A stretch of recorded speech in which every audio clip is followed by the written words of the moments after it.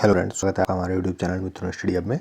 आज मैं आपके लिए लेकर आया हूँ उत्तराखंड के संबंधित एक बहुत ही महत्वपूर्ण वीडियो। और ये जो वीडियो है ये उत्तराखंड की जो परीक्षावाणी नई बुक आई है प्रैक्टिस वर्कबुक, ये मैंने उसी से लिया है।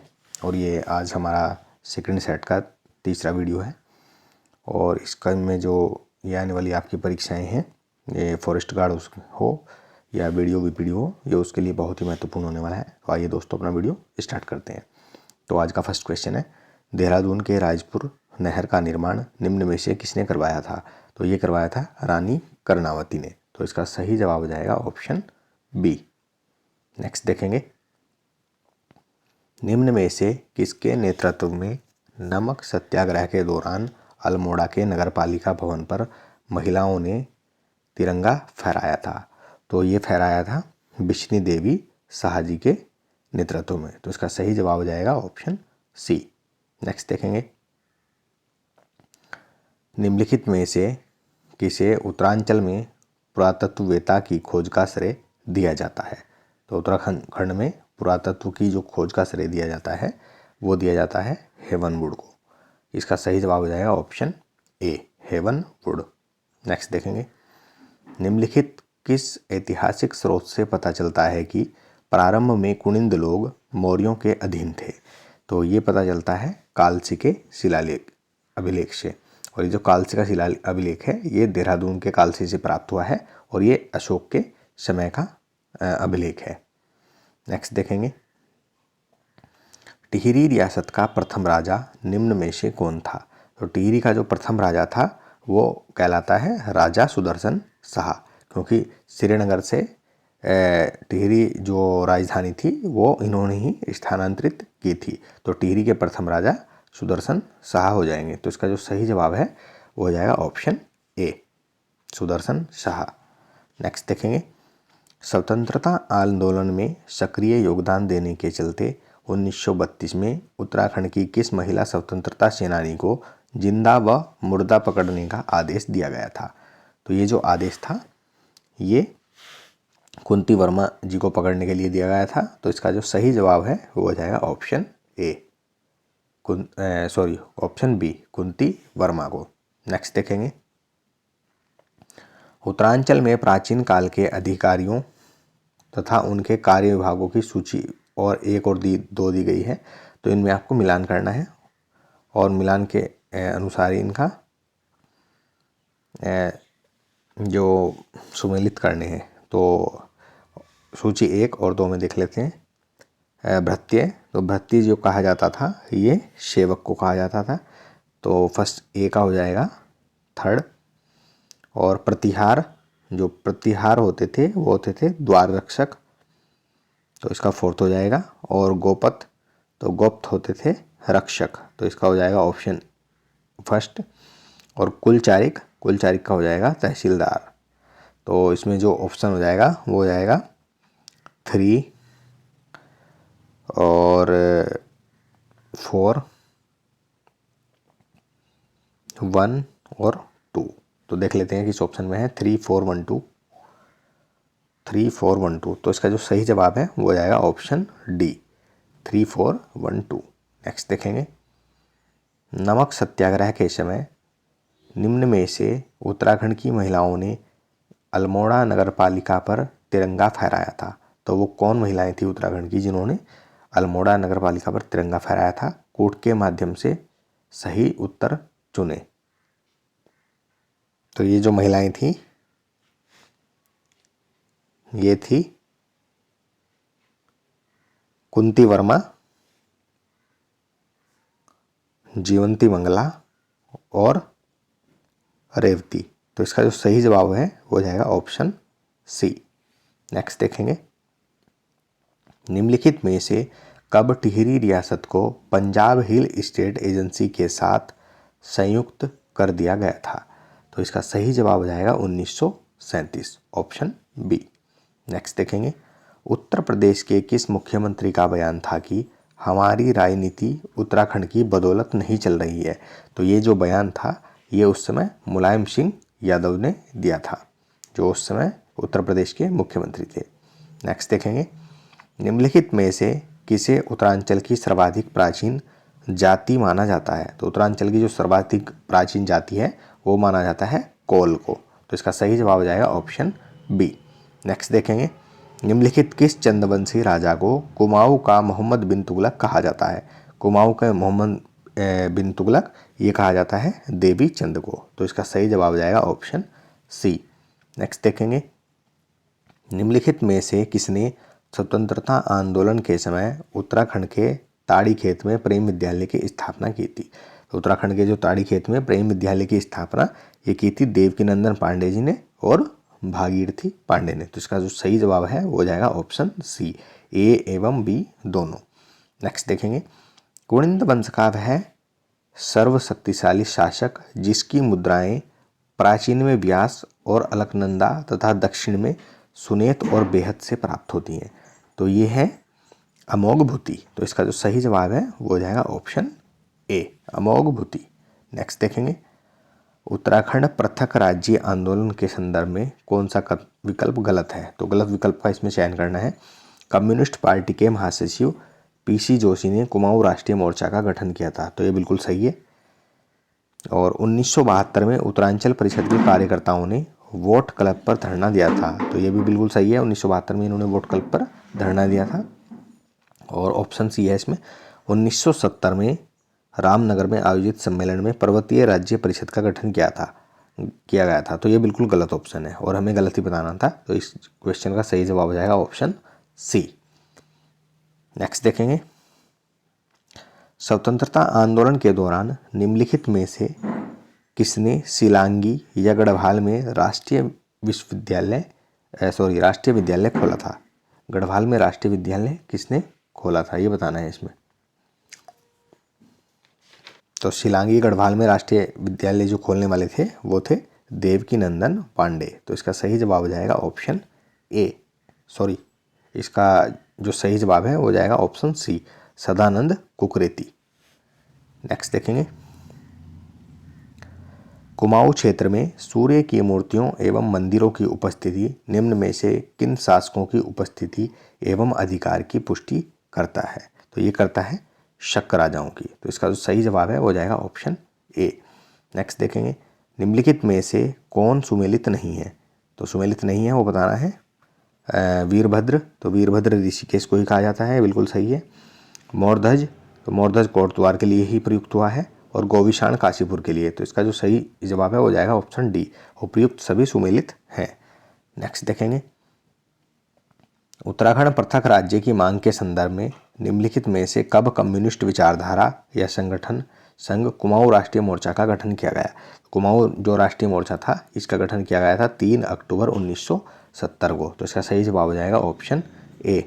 नेक्स्ट देखेंगे, निम्नलिखित में से किस संगठन ने 1973 में दिल्ली चलो का नारा दिया था? तो दिल्ली चलो का जो नारा दिया था ये किया था उत्तरांचल परिषद ने। इसका सही जवाब हो जाएगा ऑप्शन बी। नेक्स्ट देखेंगे,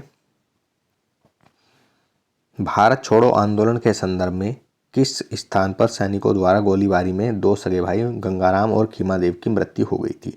तो ये हुई थी सल्ट में। तो इसका जो सही जवाब है हो जाएगा ऑप्शन ए, सल्ट में। नेक्स्ट देखेंगे, उत्तराखंड में शकों के बाद प्रथम सदी के उत्तरार्ध में राज्य के तराई वाले भागों पर निम्न में से किस वंश ने अधिकार किया था? तो ये क्या जो अधिकार था ये किया था कुषाणों ने। तो इसका सही जवाब हो जाएगा ऑप्शन सी। नेक्स्ट देखेंगे, योधे शासकों के संदर्भ में निम्न में से क्या सही नहीं है? तो इनमें जो गलत है वो बताना है। ये कुनिंदों के समकालीन थे, तो बिल्कुल थे। जौनसार, बाबर तथा कालो डांडा में इनकी मुद्राएं मिलती हैं, बिल्कुल यहीं से मिली थी इनकी मुद्राएं। और ऑप्शन सी है इसमें, कुषाणों के पतन में इनकी महत्वपूर्ण भूमिका रही है, बिल्कुल सही है।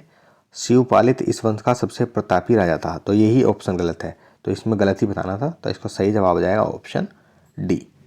नेक्स्ट देखेंगे, निम्न में से सर्वाधिक मुद्राएं किस कुनिंद शासक की प्राप्त हुई हैं? तो सबसे जो ज़्यादा मुद्राएं प्राप्त हुई हैं वो हुई हैं अमोघभूति की प्राप्त, और ये कुनिंद वंश का राजा था। तो इसका सही जवाब हो जाएगा ऑप्शन ए। नेक्स्ट देखेंगे, चंद राजा बालो कल्याण चंद द्वारा गंगोली विजय के समय यहाँ का राजा कौन था? तो जब गंगोली विजय हुई उस समय यहाँ का राजा कौन था? जिसने भागकर डोटी में शरण ली थी? तो ये था नारायण चंद। तो इसका सही जवाब हो जाएगा ऑप्शन बी। नेक्स्ट देखेंगे। नेक्स्ट देखेंगे, अकबर के समकालीन वह चंद राजा जिसने अल्मोड़ा शहर के मध्य मल्ला महल किले का निर्माण किया था। तो अल्मोड़ा के मध्य में मल्ला महल किले का निर्माण ये किया था रुद्रचंद ने। तो इसका सही जवाब हो जाएगा ऑप्शन बी, रुद्रचंद। नेक्स्ट देखेंगे, 1942 में भारत छोड़ो आंदोलन के समय अल्मोड़ा के देघाट में सैनिकों ने भीड़ पर गोली चलाई, जिसमें निम्न में से कौन शहीद हुआ था? तो ये बताना है कि अल्मोड़ा के देघाट में कौन कौन शहीद हुए थे 1942 में। तो इसका जो सही जवाब हो जाएगा वो हो जाएगा हरिमणि, तो ये भी शहीद हुए थे, हरिकृष्ण भी हुए थे, बद्रीदत्त भी हुए थे और ज्योतिराम कांडपाल। तो इसका जो सही जवाब है वो हो जाएगा option D, A B C D. तो चारों ही इनमें शहीद हुए थे। नेक्स्ट देखेंगे, कुनिंद मुद्राओं में निम्न में से किस लिपि का अंकन हुआ है? तो कुनिंद जो मुद्राएं थी इनमें खरोष्टी और ब्राह्मी लिपि का अंकन हुआ था। तो इसका सही जवाब हो जाएगा ऑप्शन सी, ए एवं सी दोनों।